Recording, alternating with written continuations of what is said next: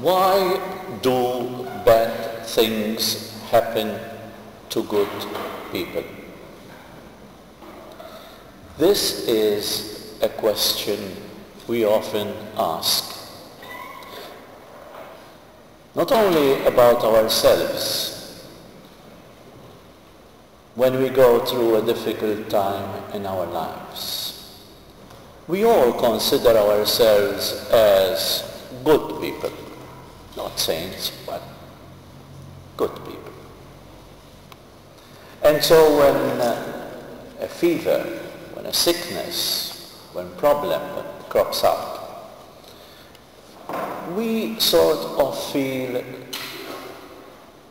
being treated badly by God because we don't merit that.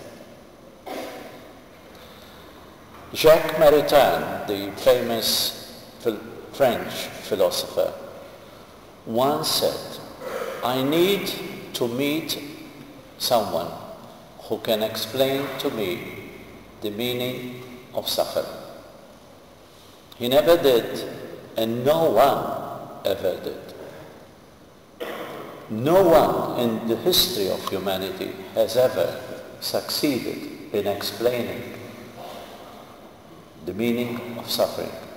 So many geniuses that have been born in the history of humanity, Christians or not Christians, no one has ever succeeded in giving us a true explanation of why does suffering exist in the world. And neither God has given us to us. Instead, God, to the question of why people suffer, he decided to suffer himself. And he came down on earth, not to explain to us the meaning of suffering, but to suffer with us, to be compassionate, to cry with us. He came down to share in the suffering of the people who suffered. Today we have readings that might give us a bad image or a bad message, especially when we read sentences like that we read in the first reading of Job, when he said, lying in bed, I wonder, when will it be day? Risen, I think, how slowly evening comes. So depressed he was by day and night because of the sufferings that he has gone through. The book of Job in the Old Testament is a very, very powerful and interesting book that I think we all, once in a lifetime, should read it all. And I suggest that during the coming Lent, you take it up yourself. Try to read one chapter a day and go through it from the very beginning to the end, because in there you will find some pertinent questions on suffering that exist in the world. You might not have the full answer to the meaning of suffering, but our heart will be enlightened, our mind will be given a new meaning of suffering in the world, as those who have gone through real suffering, like the Holocaust, like Viktor Frankl in Auschwitz, in the concentration camps, those who have gone through the suffering. And Job was a man, he might be a legend, he might be a myth, he might never have been personally existed, but definitely so many Jobs in the world have existed. And Job, who had 7 sons and 3 daughters, lost them all. First of all, he was a very successful man in business. He owned a lot of property. He was very healthy, and he loved and he enjoyed life. His house was always full of guests, And he always entertained socially all friends and people who came into his house. He was very generous, very successful man in all spheres. But one day the devil spoke to God and he said, you know why Job is so happy and why Job believes in you and has faith in you and is always adoring you and praying to you? Because he is a successful man, because he is a happy man, because he is healthy, because he has power and he has money. Try to test him. Try to see if he passes through difficult times, whether he remains faithful to you or not. And God took the challenge. And from then on, Job was suffering. In his personal life, he lost his children. He was even plagued with a contagious disease.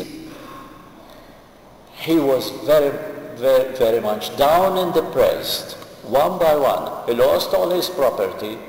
He lost everything that he had in his life. Even his wife turned against him and said, why don't you curse God for what you are receiving, for what you are going through? His friend said, even suggested suicide to him as a final solution to all the misfortunes and to all the sickness and the bad luck that he was going through. And Job resisted these temptations. I started telling you, why do bad things happen to good people? I asked this question because it is the heading of a book written by a rabbi, an American rabbi, some years ago now, who also took the book of Job, and he considered himself as Job too, because he was a successful rabbi, he was a rich man, he had a beautiful family, beautiful wife, and he was enjoying life tremendously. But one day he found out that his 12-year-old son was diagnosed with leukemia. From then on, he started going against God. Why did this thing happen to me? I am a just man, I am a faithful man, I run the synagogue, I help so many people. Why does this thing happen to me? Why, God, why do you send me this? And this is what happened to Job. This is what happened to Krishna, who wrote this book. And this is the same story with so many people, and maybe even sometimes with us.